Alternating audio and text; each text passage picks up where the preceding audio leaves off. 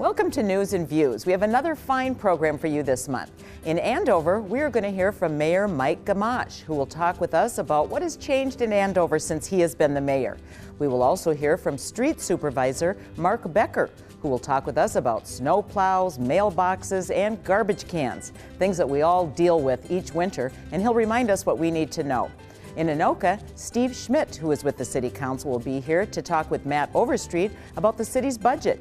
And Bart Ward, a familiar face around town, will join us to talk about the Heritage Preservation Society.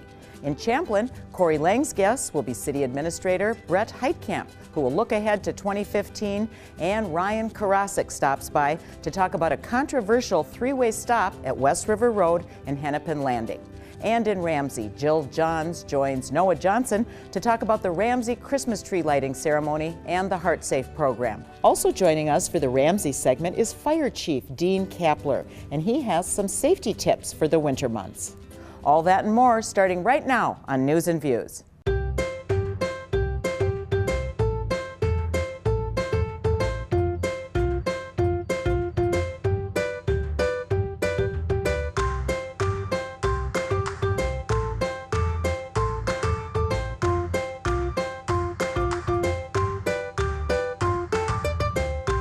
It may be funny when it happens to someone else, but not when it's you they are laughing at. Come on, heads up. Don't walk and text.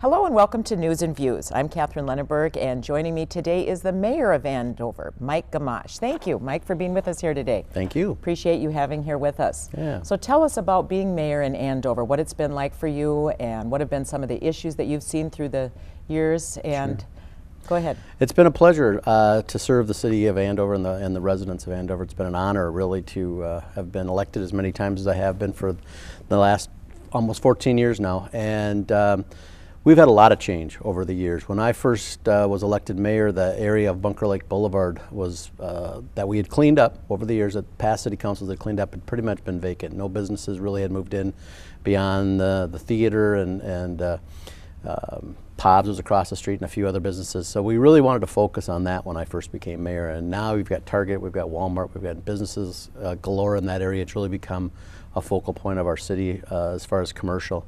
That's been a big thing that I'm very proud of what we've been able to get done and really build a business community in Andover to help our tax base. We rely a lot on the homeowners' property taxes, and what we've tried to do over the last years has been to try to shift that somewhat to the commercial by bringing more commercial, but also not just for the taxes, but also for the people to have shopping opportunities and stay in home and not have to go out of the city of Andover for a lot of their things, festival foods and those types of businesses. So we're pretty proud of that.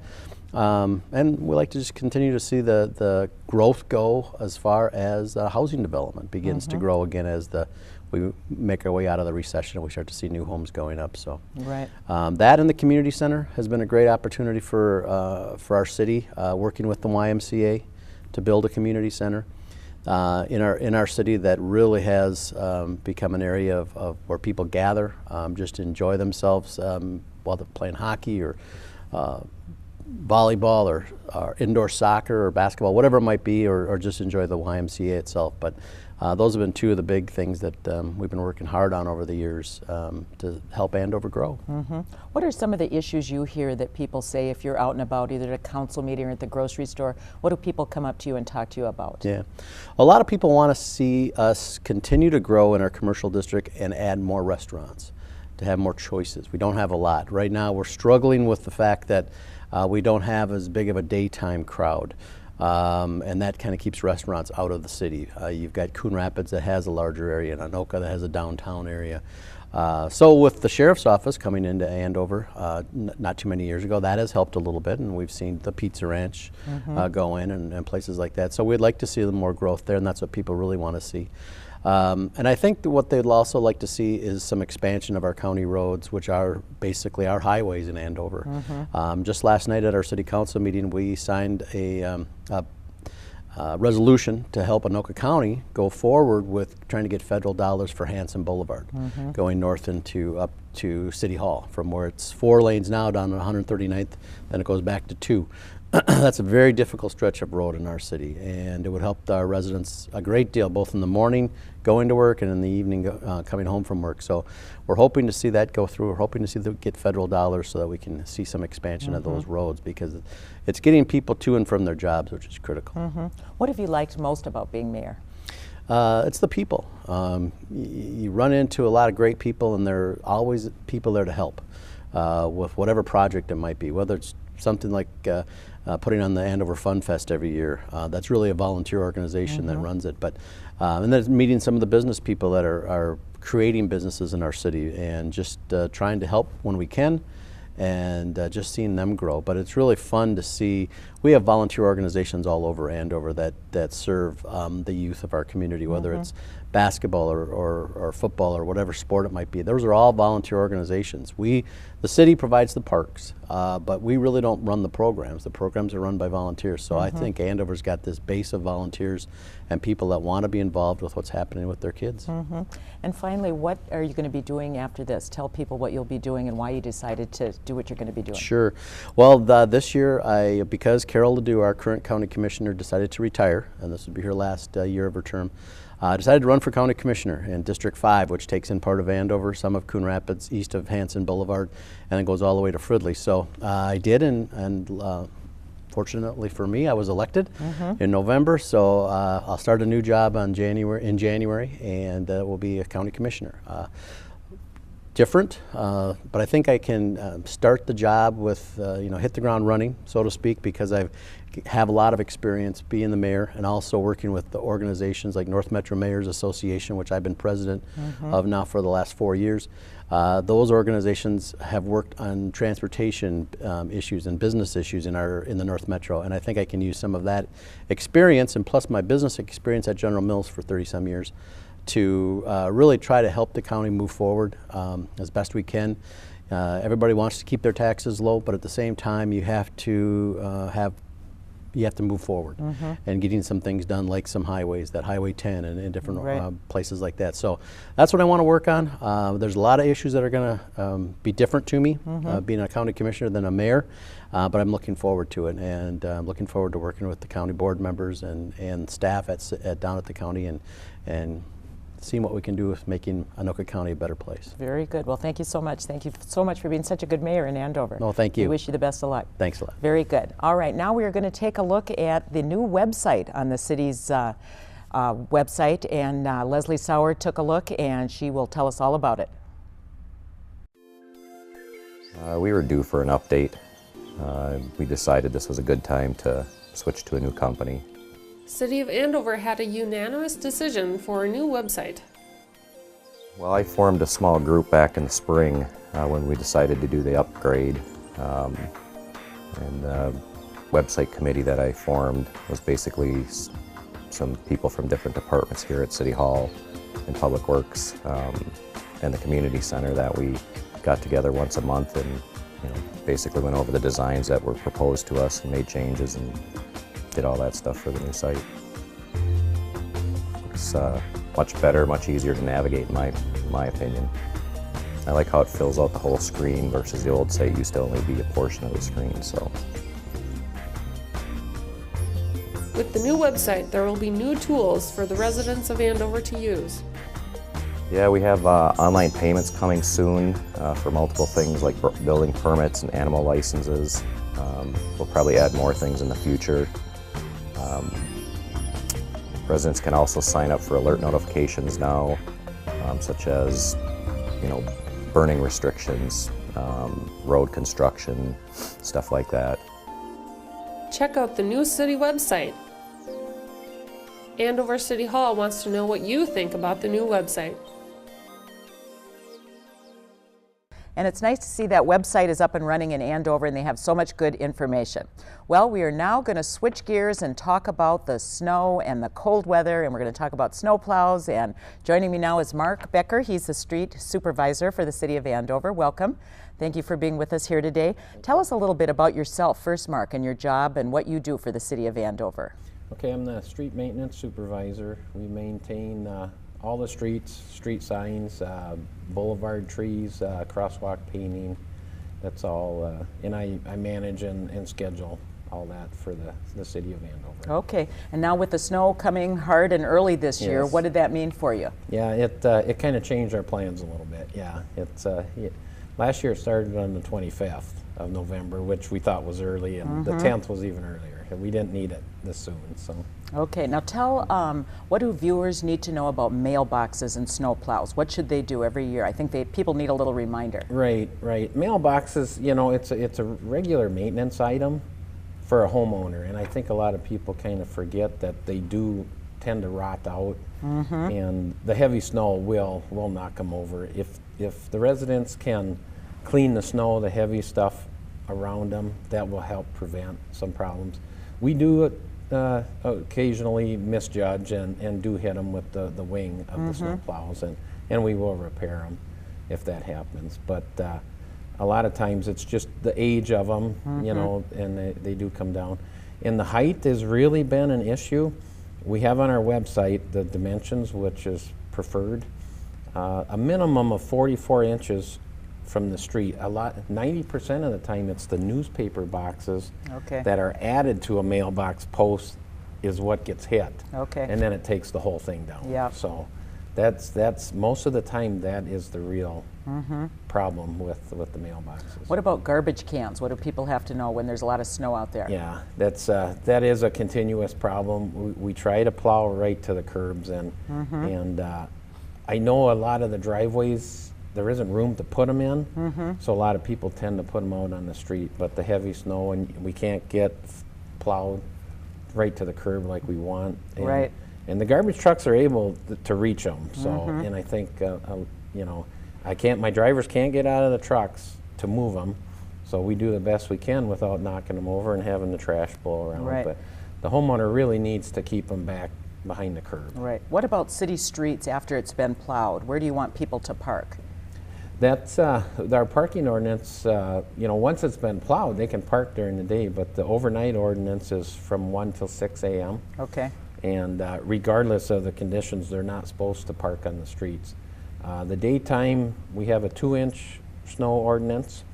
If there's 2 inches or more of snow, we try to plow during the day, so the cars are not supposed to park on the streets then either. All right. Any other things you want to add for people that they should pay attention to this winter?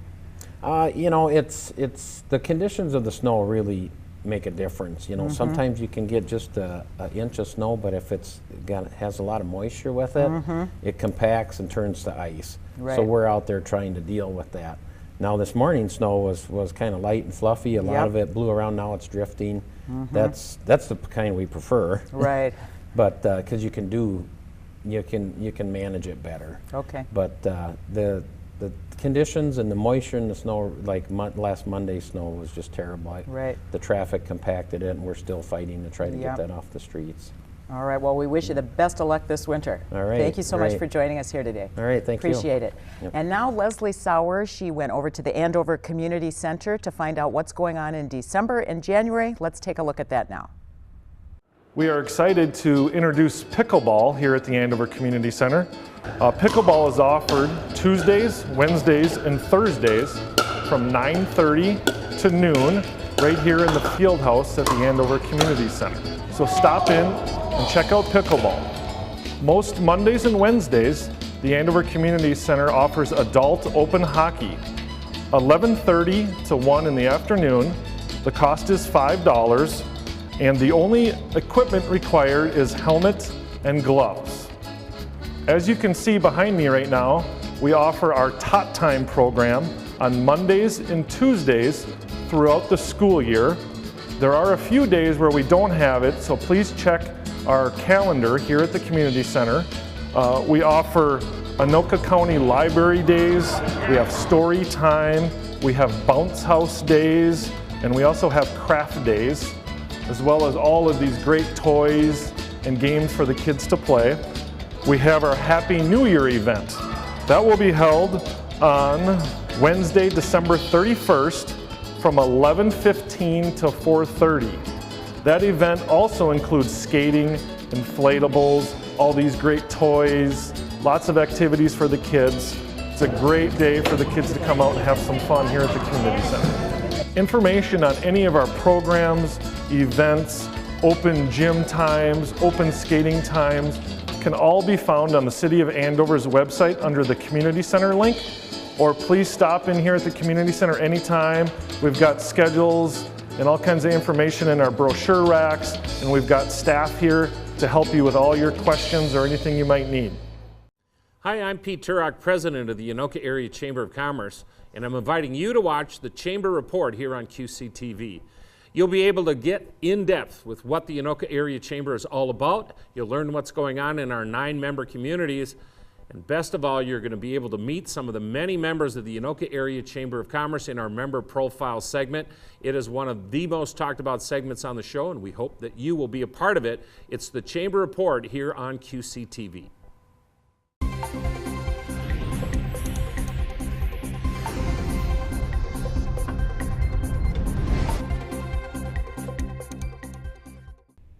Hi, and thank you for joining me for the Anoka portion of News and Views. I'm your host for this segment, Matt Overstreet, and joining me in the studio up first is Anoka City Council member Steve Schmitt.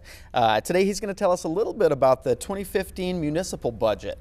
So thanks for joining us today, Steve. Sure.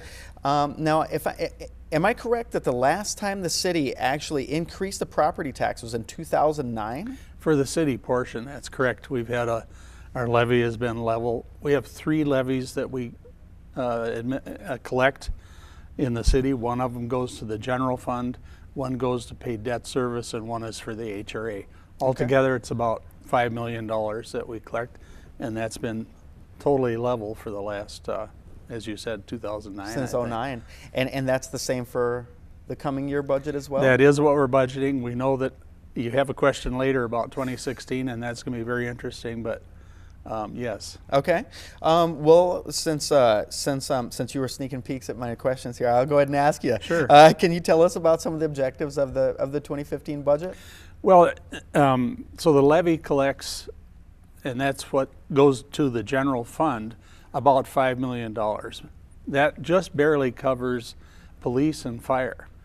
Our general fund actually expends $10 million a year. So we collect funds from local government aid. We get fees for services, permits, and franchise fee from gas and electricity.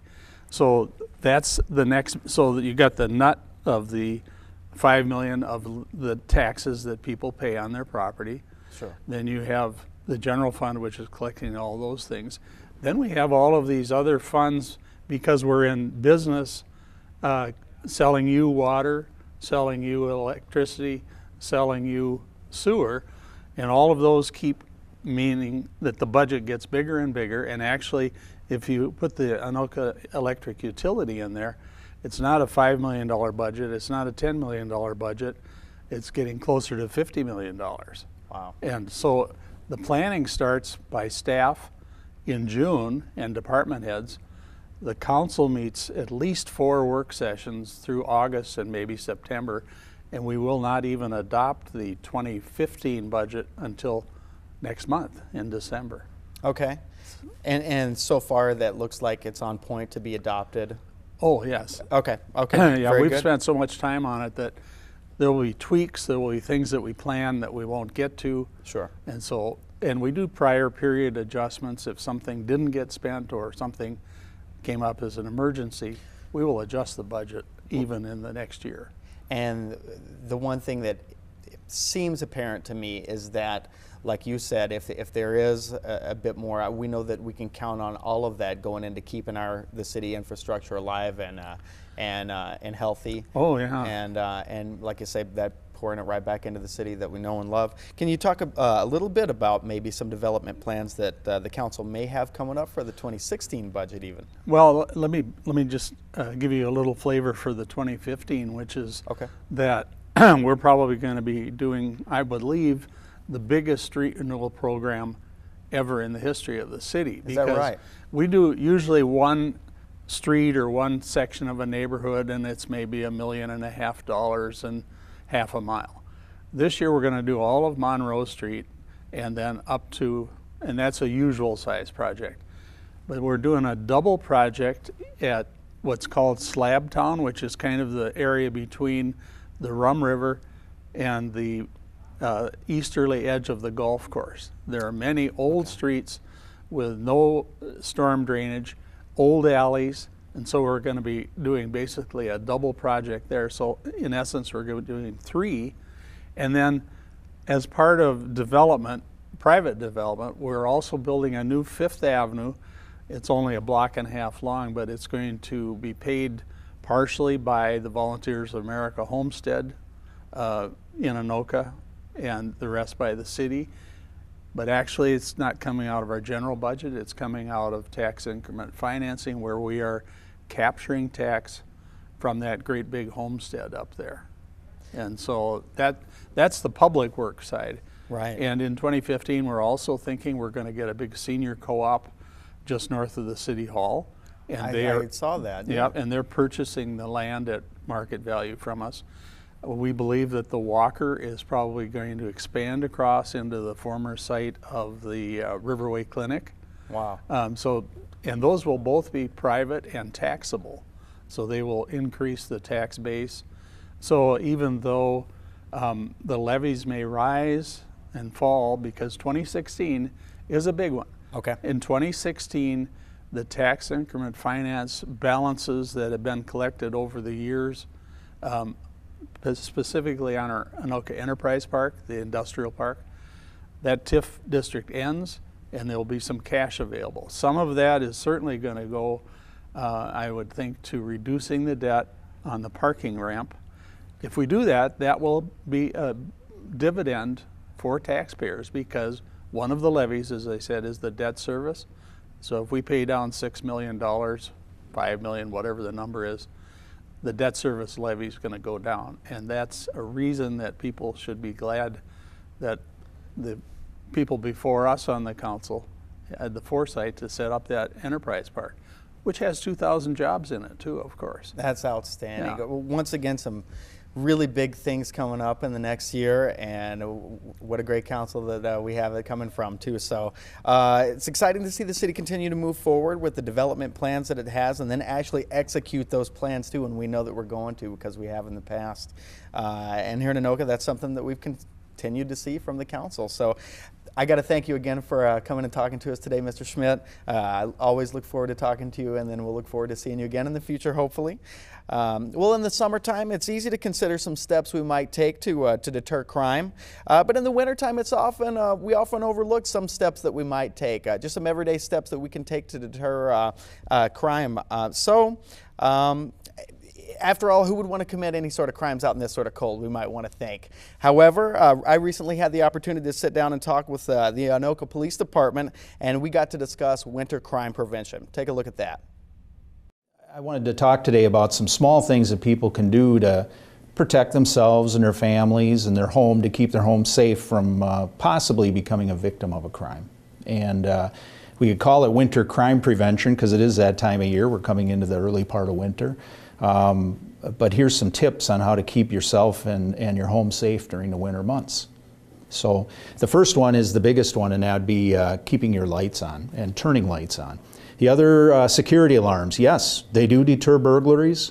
They deter burglars. The main thing is that they set off some kind of an audible sound. That's more important than an electronic call to somebody who's monitoring. Don't leave keys hidden under a mat. Believe it or not, people still do that, or near your front or back door. If you must leave a key outside, buy one of those coded key boxes like realtors use.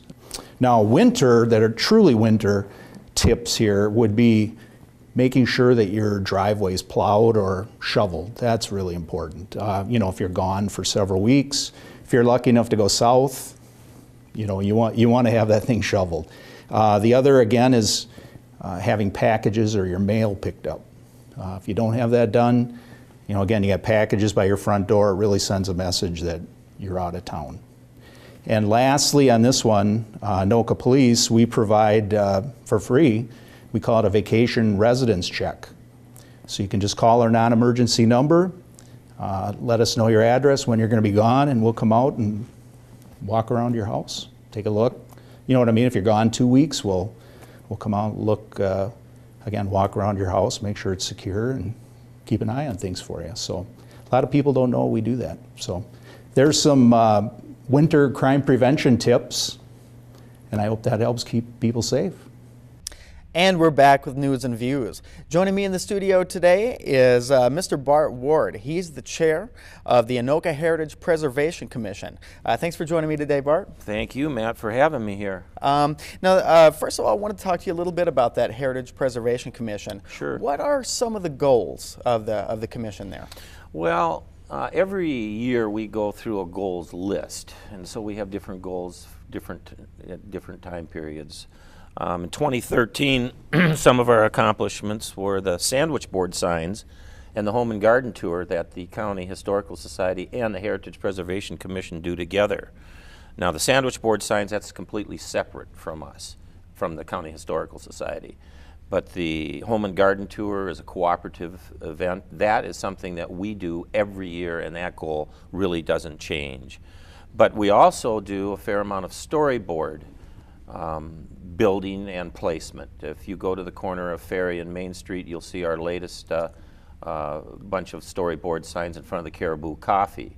If you go along the Aiken Park walk, where the river walk is, you'll see there's a fair amount of storyboards that you'll run into that will talk to you a little bit about what was here and so forth. There's a whole bunch of new ones north of City Hall, in between City Hall and the feed mill, that go up along the walking path. That talks about the old mill sites and the dam sites and that type of thing. So 2013 was pretty active for us. 2014, we're going to complete some storyboards at Franklin and Washington schools.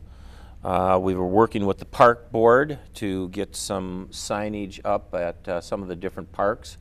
A lot of these parks are named after different people, like Bob Elan, for instance, who was mayor at one time and also was a major player in federal cartridge for many, many years. We're going to be talking about who these people are and have some sign placement. So those are some of the things. We're working on some historic vignettes, which are similar to storyboards. In City Hall on the second floor, when you come outside of the council chamber, you'll see that we've got a number of them there.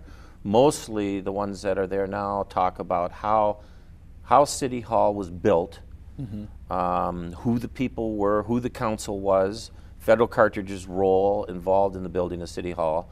We're going to continue to work on 2-3 vignettes every year and place them in between the windows going from the north to the south on the second floor. So what we're going to do now is we're going to go back to the early part of the settled territory prior to Anoka even being formed, prior to the county being formed, prior to the state being formed. Wow.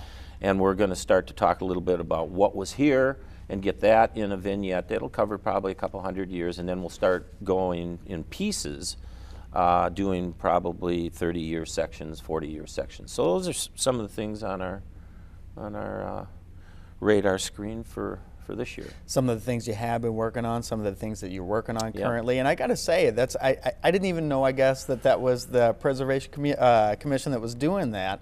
But as I've kind of been in and about Anoka, filming some things here or there, I've come across those things, and I'll always take the time to sit and read those, and I can't stress how much those really kind of lend themselves toward that the notion of the history of the town in Anoka. So I think that's an awesome thing. Yeah, the commission was started in the early 1990s. Okay. And Jeff Weaver, who's on the council these days, and Jerry Jacob, the late Jerry Jacob, really were the two major players that were involved in it. And it started out as a commission that was reacting to some of the crazy painted buildings, or some people thought it was pretty crazy. Some of the different colors that were popping up all over town on the brick. Might have detracted from the historic nature of the buildings themselves. Yeah, sure. Absolutely. So it started out as a reaction to that, and it's evolved into an organization that, I say this all the time, we have a collegial group of people. Sure. We might disagree on a few things, but we get together for the most part. Everybody on that commission has a job and they work hard. Sure. Absolutely. Well, with a city like Anoka, I'm glad that, we can have a commission such as yours that can kind of help preserve the historic nature of the city, because, we all know the intrinsic, history that Anoka carries with it, and then particularly in the downtown district, and it certainly seems to, help, keep that charm intact of the city. So, so thanks for joining me again, Mr. Ward. I'm afraid that's all the time we have. It's all right. Thanks for having me. But it's certainly been wonderful having you on. Well, recently I had the opportunity to visit Michael Hunstad, and he's the chair of Toys for Joy Committee. So he let us know a little bit about that program, and we're going to check that out now. Toys for Joy actually was started by the former North Metro Realtors Association, which now we've merged with St. Paul Area Association, so it's underneath that umbrella. And it started back in 1986 when 3 realtors decided that the Christmas Committee, who was part of the Anoka County, giving out food and some toys, needed some help with supplying toys for the rest of those families. And that's how it kind of got started back in 1986, and since then we've been going strong. We now serve anywhere, depending on the year, between 3,000 and 5,500 kids, which would be anywhere between probably 1,000 to 1,500 families. Ultimate goal would be to help families in northern Anoka County to be able to have toys, a meal, and be together as a family and be happy during the holiday season. That's what our ultimate goal is, and we work at it all year to be able to do that. If you're a family in need this season, really there's a couple different ways you can go about getting an application. You can go to the Blaine, Anoka County Human Service Building. You can go to the Anoka County Courthouse, services there, as well as multiple food shelves throughout Anoka County. And if worse comes to worse, just go ahead and check out our website for more information about how to receive services this year. The deadline is approaching pretty quickly here towards the end of November. So if you do miss that deadline, the Salvation Army also does an emergency distribution after ours takes place. I'm Karen George out here in Ramsey at Hanson Tree Farm with my new friend Allie and Mark, and you're watching QCTV.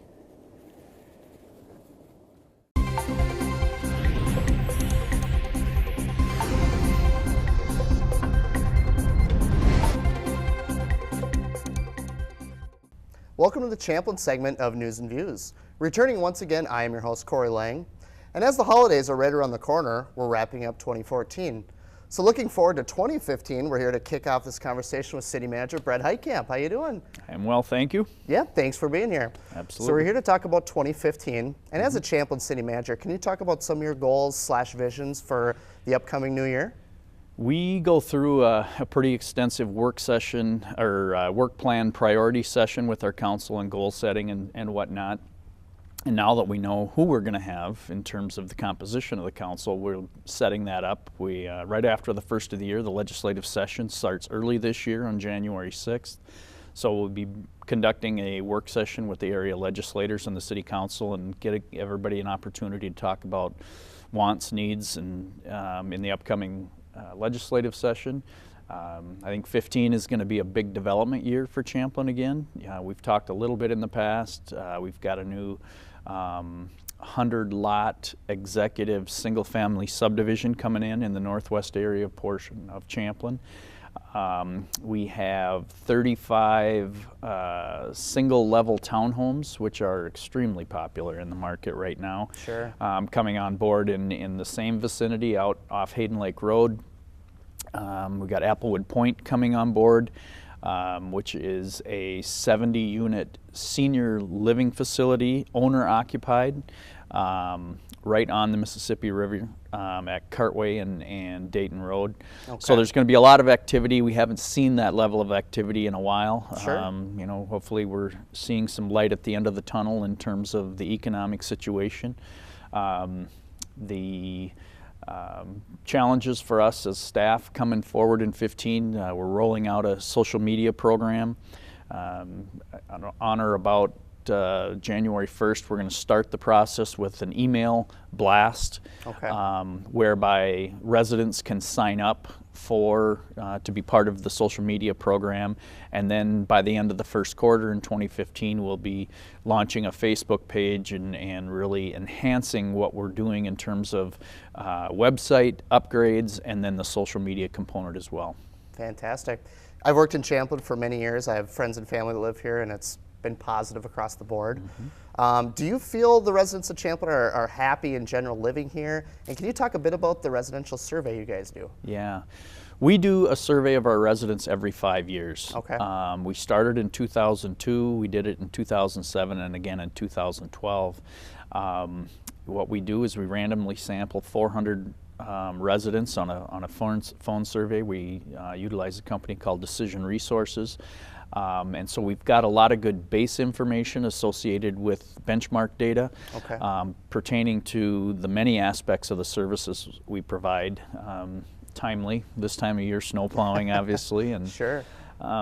Mother Nature gut punched us a little bit here last week, yes, and you know, dumped on us right out of the chute, and then followed it up with the heavy freeze, which has put the streets in a tough condition right now. We're hoping that the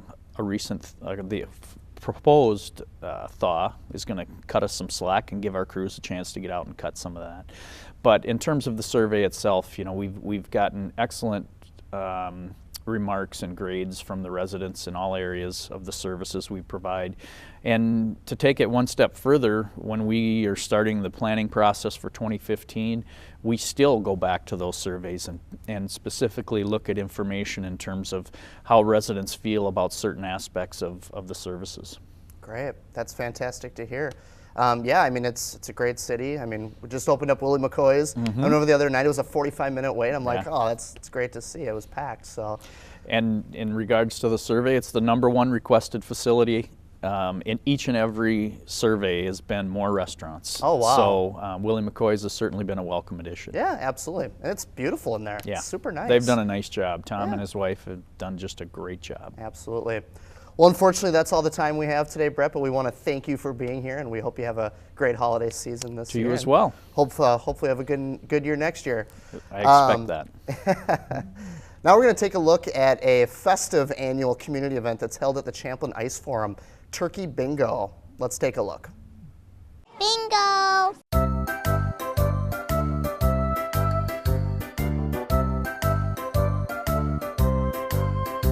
Bingo!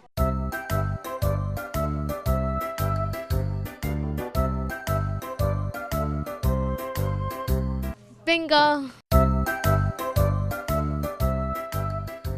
Turkey Bingo is an event that's been going on for about 5 years. It's a family event. Adults and kids are both welcome to come and play. And they play bingo. We do 10 games and they have the opportunity to win prizes. Adults get turkeys and kids get gift cards and sugared treats. And what kind of reaction do you get from the little ones? Oh, they love it. They'll see the prizes, which range from $5 gift cards to various stores around town to, 3-pound bags of candy, which the parents go, and the kids go, woo! Now tell me why you like playing bingo. I like playing bingo because it's fun and you get to be with friends. I like playing bingo because it brings my family and I get to spend more time with my family and it makes me feel good. And do you like to win? Yeah, sometimes. I like playing bingo because it brings families together and it brings a little competition, but it's also very fun. It's always held the Friday before Thanksgiving, and you'll see it in your fall Park and Rec catalog. And because space is limited, sign up early. Welcome back. Well, that sure is a great event. I mean, who doesn't like turkey and who doesn't like bingo? So we were happy to cover that event at the Champlin Ice Forum there. Joining me now is City Council Member Ryan Karaseck. So we want to welcome him now. How you doing, Ryan? I'm fantastic. Thanks for having me. Yeah, well, welcome back. This is the second time you've been on the show, right? Yep, I do, and I look forward to it. Yeah, absolutely. It's always great having you. Yeah. So we're here to talk about an intersection at West River Road and Hennepin Landing. There's going to be an upcoming meeting held about this topic. Can you talk a little bit about that and give us some background? Certainly. The intersection that we're referring to is the intersection just north and west of the new roundabout on the corner of Hayden Lake Road and West River Road. And just north of that, there's a 3-way stop sign on West River Road. And if there was any topic since I've been on the council that has garnished more conversation about, this is definitely the one.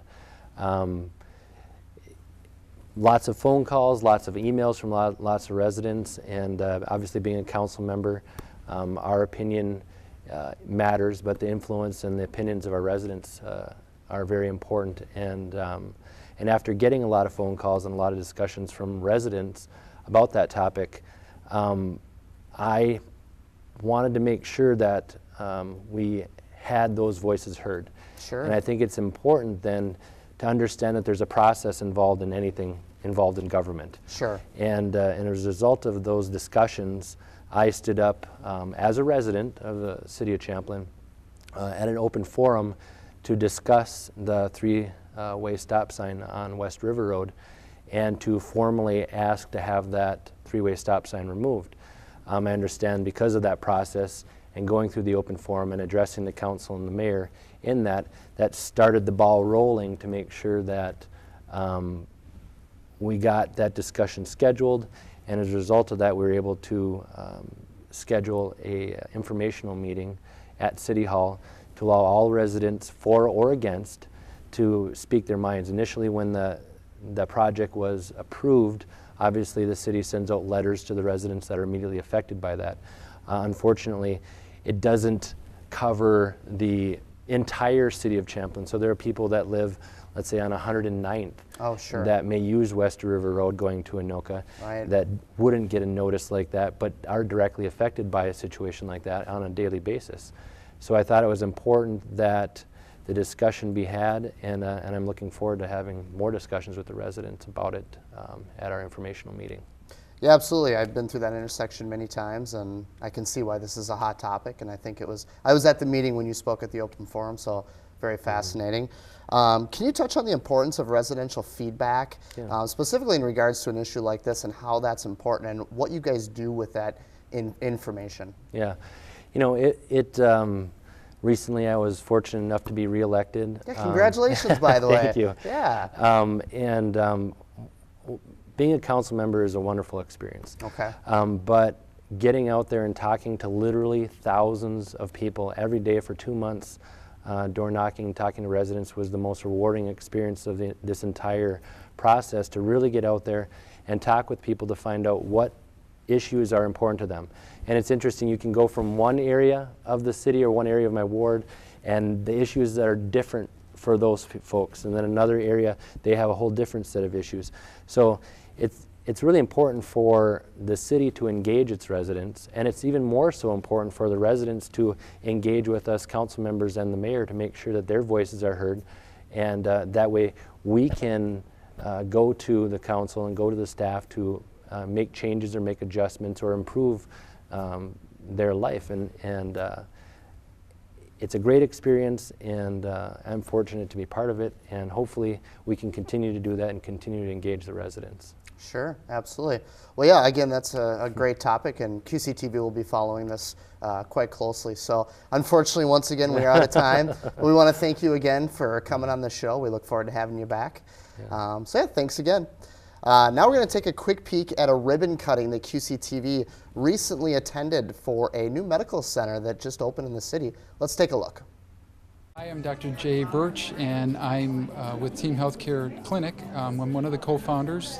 Team Healthcare began in actually 1990, and during that period we were in the Champlin Plaza, and in 1998 we moved here into this building, and then we've expanded once previously, but this was our biggest expansion, and that's what we're celebrating today, is remodel and a large expansion.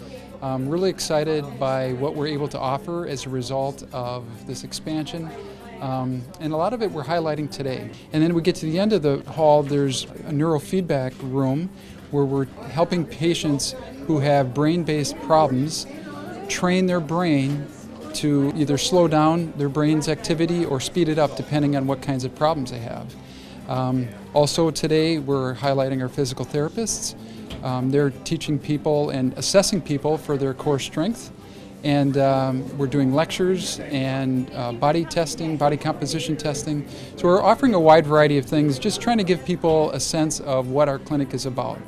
We're a wellness-oriented clinic, and our mission is to educate as well as provide services that allow people to avoid medications and drugs.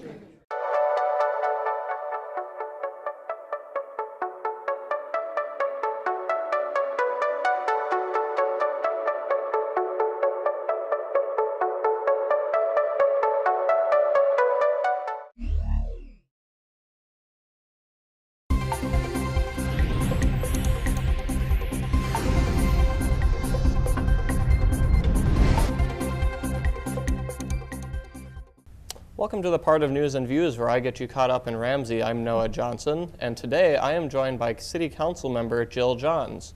Jill, thanks for joining me today. Well, thank you for having me here, Noah. So we're going to jump right into it. Let's talk about the recent elections that were just held just a couple weeks ago. You were re-elected yourself. Congratulations. Oh, thank you. And what was your overall take on the elections this year? Overall, I think the elections ran really well. We got some new equipment, election equipment this year, and we didn't have any issues with that.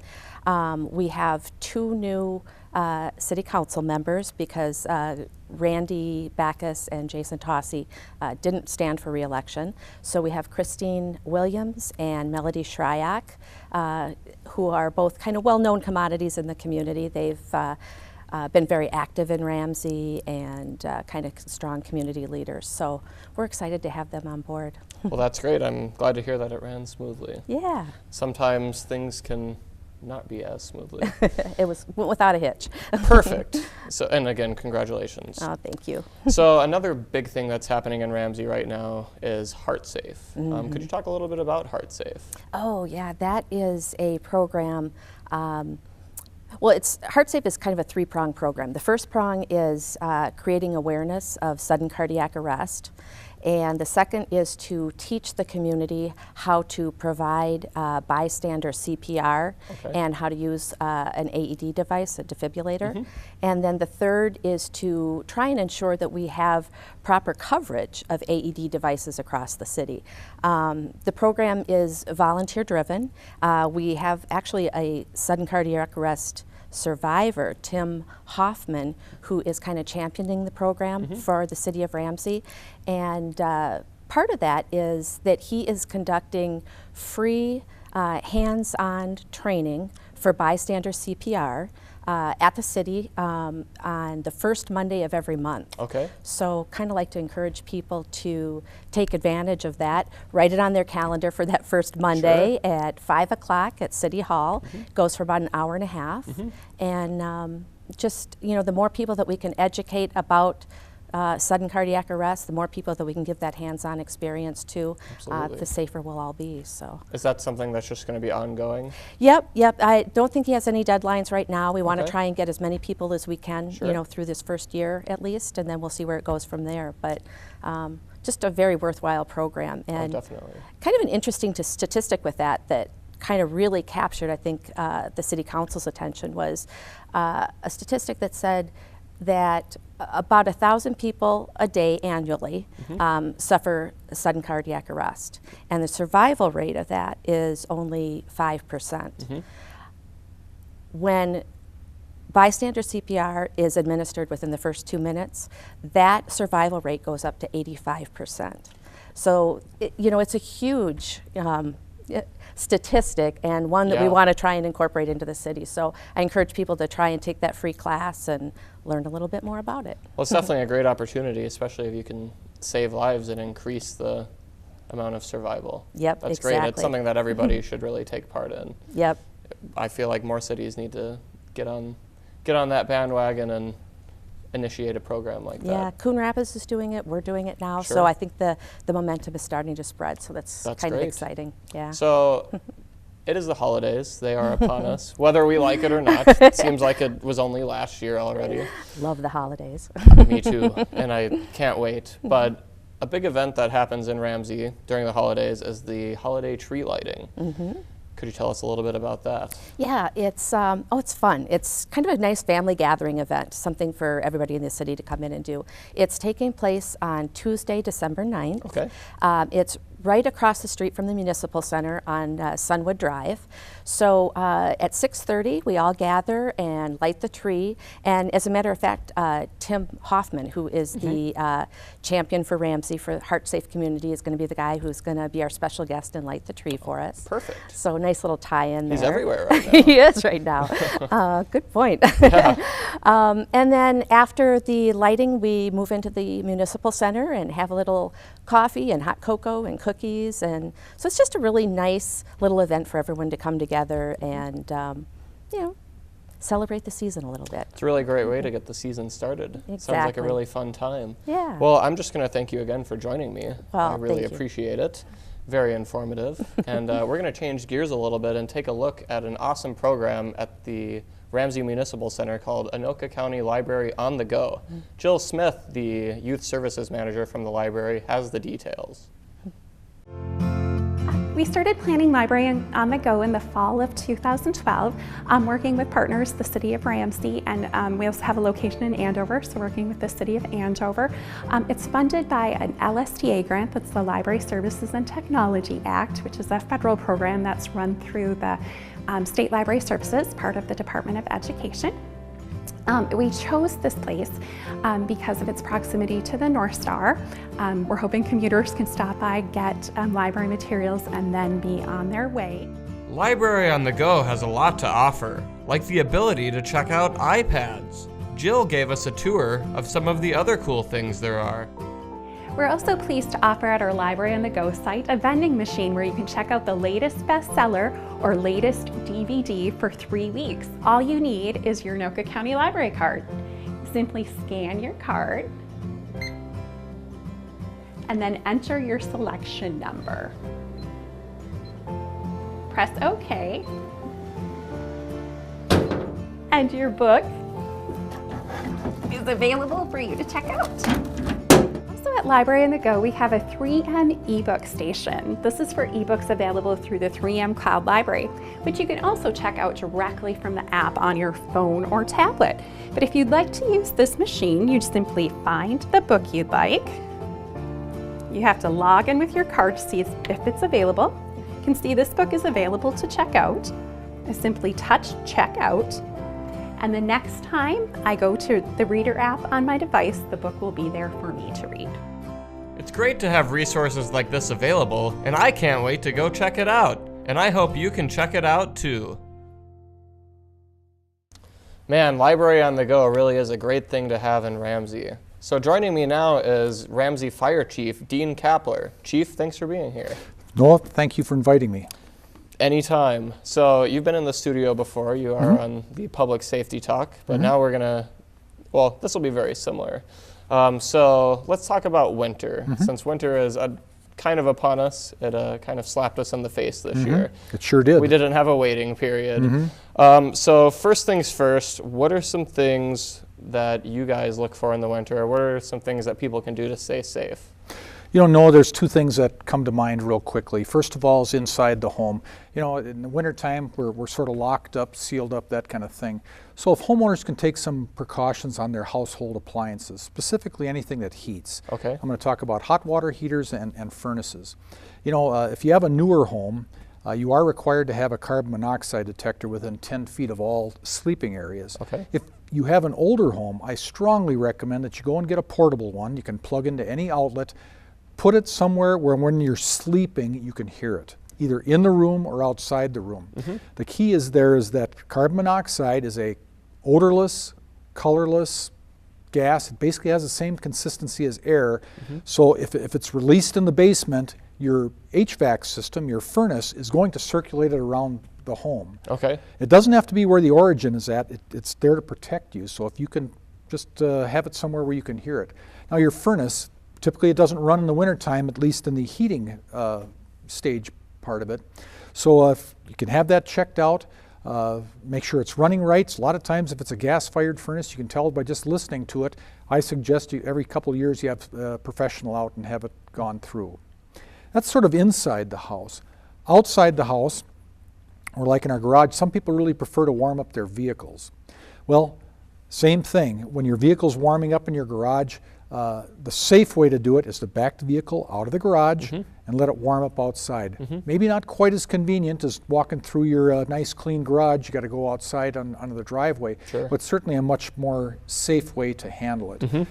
People that are warming their vehicles up in the garage, even with the door open, might see their carbon monoxide detector start to tick up a little bit. Because what's happening is you're walking in and out of the garage into the home, if you're carrying stuff in or that kind of thing, that gas is going to migrate with you in and out.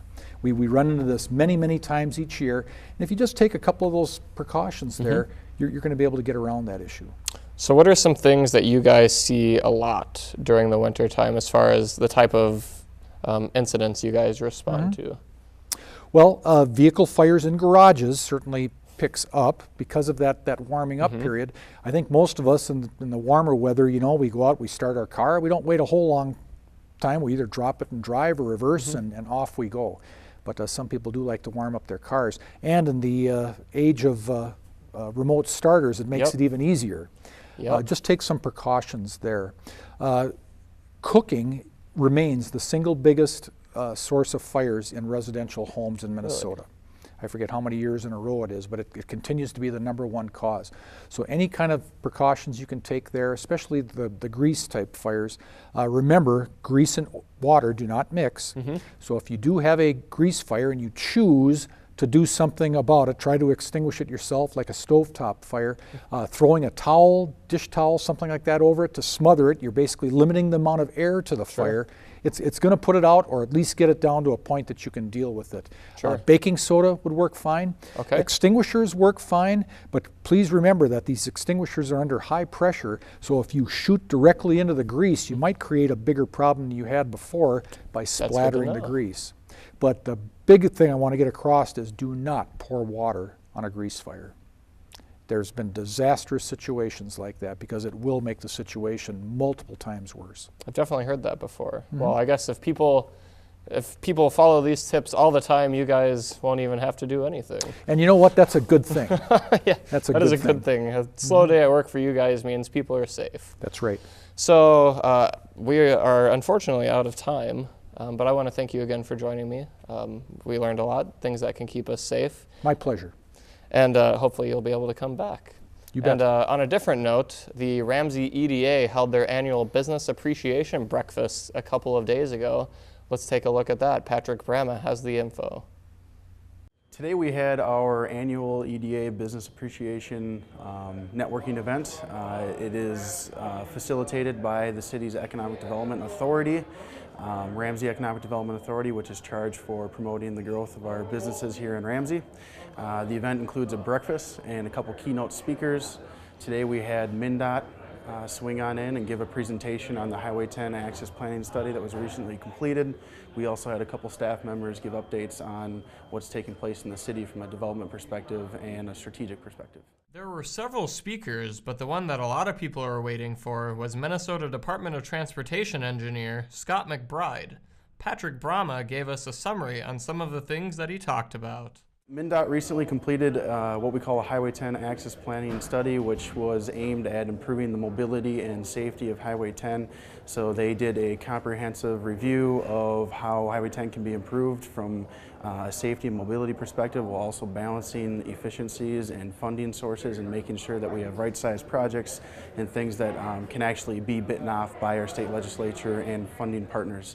So he gave an overview of that process. Long story short, there's a lot of good news coming for Ramsey, Anoka, and all the entities and regions of the state of Minnesota that are affected by Highway 10. So we're moving forward on that study, and we look forward to progress on Highway 10. Well, that's it for this episode of News and Views. Stay tuned to QCTV for all the coverage in your community that matters, and check us out online at qctv.org. Thanks for watching.